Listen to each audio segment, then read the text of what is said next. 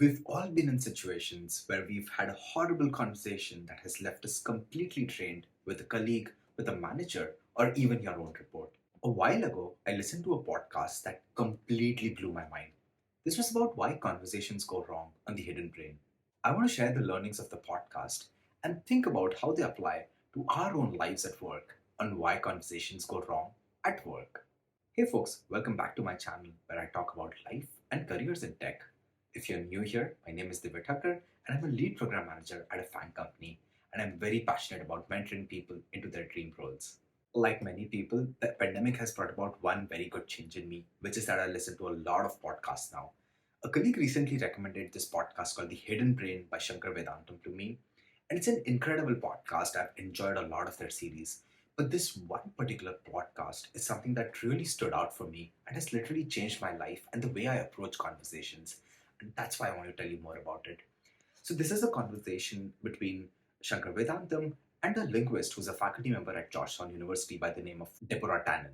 In this conversation, they talk about the subtleties across genders, cultures, and societal factors and the context in which people grew up in, and how these subtleties not being read is a key part of why conversations go really wrong. This 52-minute podcast is wholesome and really changed my outlook towards life and conversations, and I definitely recommend checking it out. I'll leave a link below in the description. But it also got me thinking on why conversations at work go wrong frequently, even when we know that communication is a key part of being successful in any career, be it in tech or otherwise. And through this podcast, I was able to condense 5 key themes in which I've seen conversations go frequently wrong from my own experience of working in FANG companies. Number one, pauses. All of us have been in meetings where there's a particular colleague who's always talking a lot, not allowing you to speak, or perhaps even sometimes talking over you.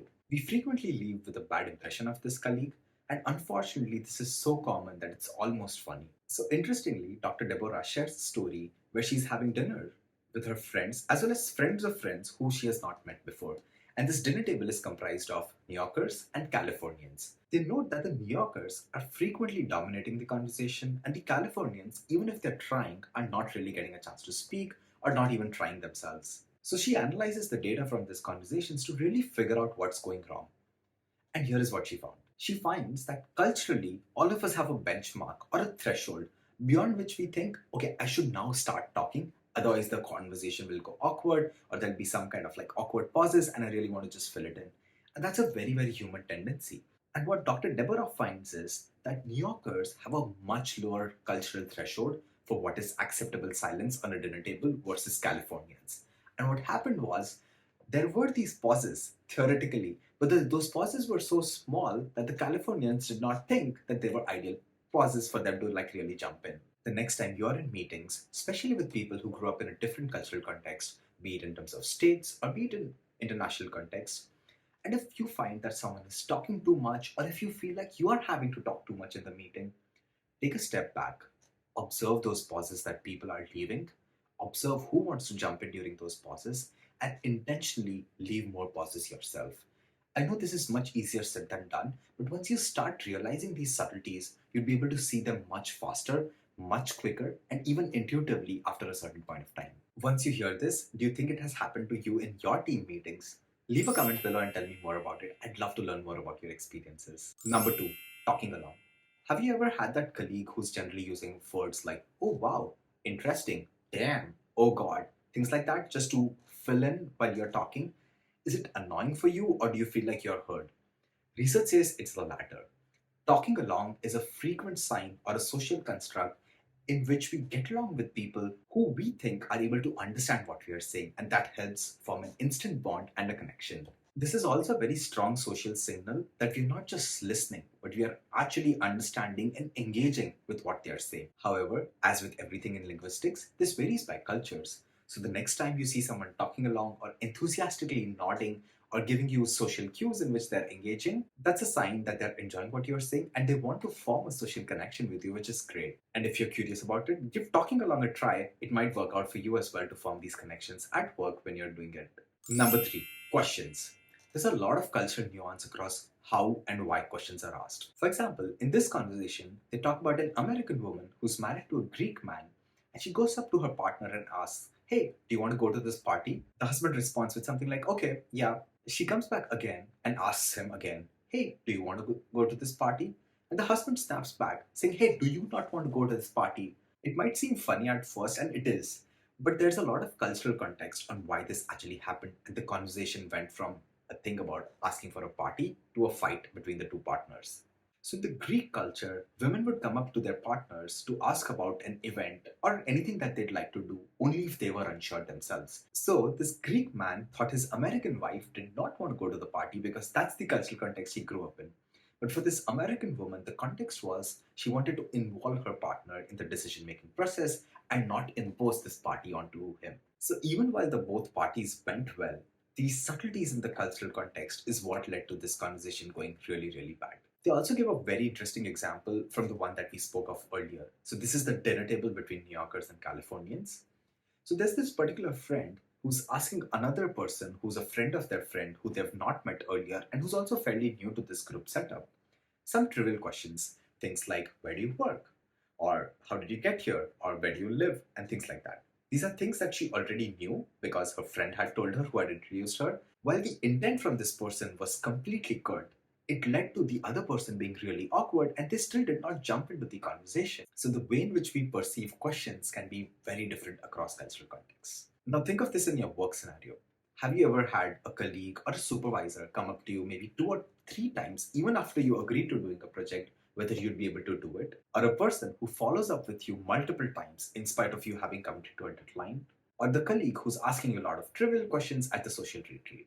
A lot of these things are in their own quest in the way that they've been trained to ask these questions, or their own cultural context in which asking these kind of questions might be acceptable or not. And the tensions in the conversations are coming from in your own perception of how you think they should be asked, and that's what frequently leads to bad conversations, even at work.